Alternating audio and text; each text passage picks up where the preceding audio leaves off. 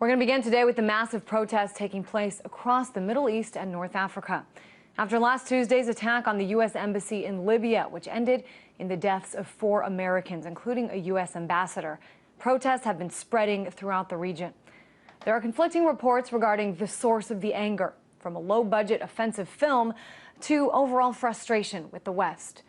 U.S. embassies around the world are on high alert, and non-essential U.S. government personnel from embassies in places like Sudan and Tunisia have been asked to evacuate. In Beirut, Lebanon today, a massive protest put on by Hezbollah, and RT correspondent Lucy Kafanov has been there covering it and joins us now live. And Lucy, from what I understand, unlike some of these other protests, the one where you are actually hasn't gotten violent. Tell us what you've been witnessing.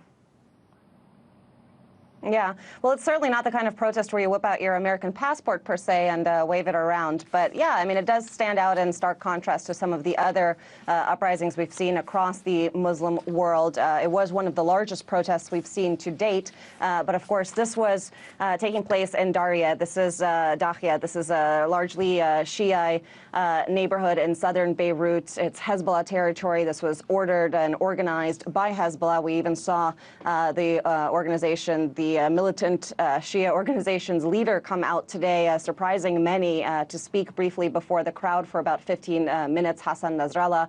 And really, even though the pictures are pretty interesting in the sense that there was a massive turnout, it's really more of a political calculation than anything. This is different from the types of protests we saw here in Tripoli, in the northern part of Lebanon, where the largely Sunni group sort of spontaneously took to the streets and ended up targeting several U.S. fast food chains there. It's also quite different from what we've seen across the other countries because, again, Hezbollah here really is more than just a militia organization. This is a political force, and they don't do things, whatever your opinion may be of the organization. The U.S., of course, considers it to be a terrorist organization.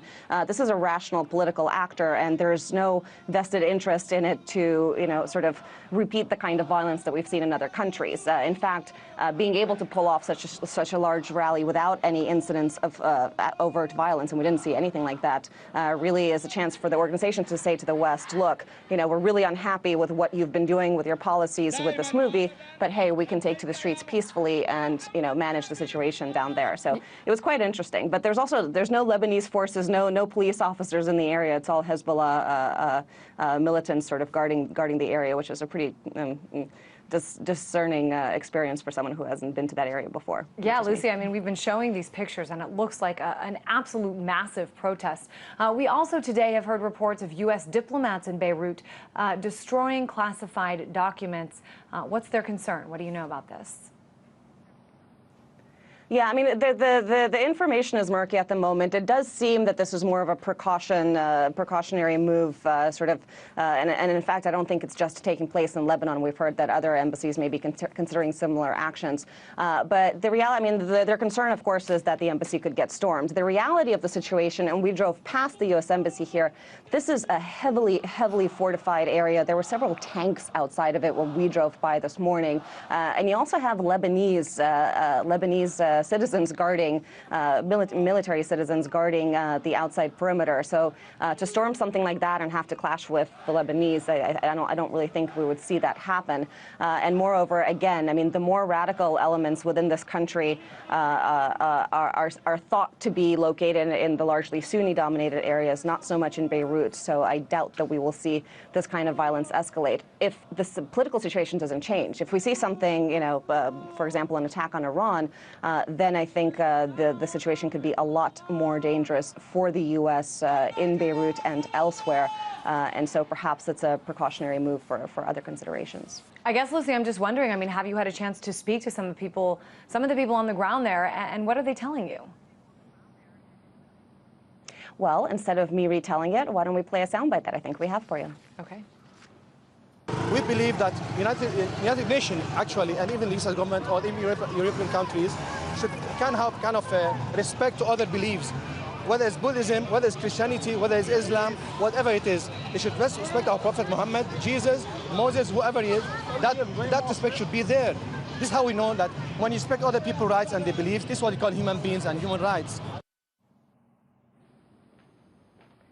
So it's quite interesting. I mean, we've seen the discussion here. A lot of the people that I've spoken to, you've heard this gentleman at the Hezbollah rally this morning, they really feel that this is actually a human right issue for them. They feel that the U.S. Should have done more to prevent this video from spreading. He had said in a separate interview with us that the Americans should have apologized to the Muslim world for allowing this video to be spread. Of course, this also gets into free speech rights. But when we asked him about that, and that's the opinion of many of the people that we spoke to, they said, what free speech? I mean, something like this is really seen as a personal insult, not just to the people, but to their religion as a whole. And it sort of harps on some of these sectarian divides and this anti-Western sentiment that's steeped in religious belief that really could be a dangerous sort of blowback for the U.S. if it continues. But again, we do have something called free speech, so it's a really tricky situation.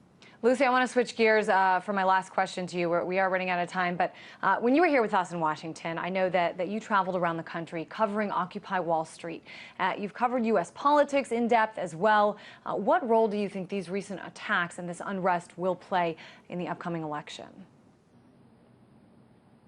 To be honest with you, Chrissy, if the election was taking place in the next week or two, I think it would play a massive role, but it's not. And as we all know in politics, a day, even a week, could be as you know, a year in electoral terms. I think it really depends on the situation on the ground at the moment where people go to the polls. And, you know, the old Clinton cliche, it's the economy, stupid, I think still applies. The U.S.'s voters on the ground in the United States are probably going to be more concerned with pocketbook issues, things that they feel affect them directly and personally, and not so much you know, wave of anti-American sentiment that's largely spurned by a movie that, you know, very few people would stand out and say, hey, I support this specific thing. So it depends on how things play out, but I think it would take a little bit more for this specific wave of protests to actually upset the balance of the election.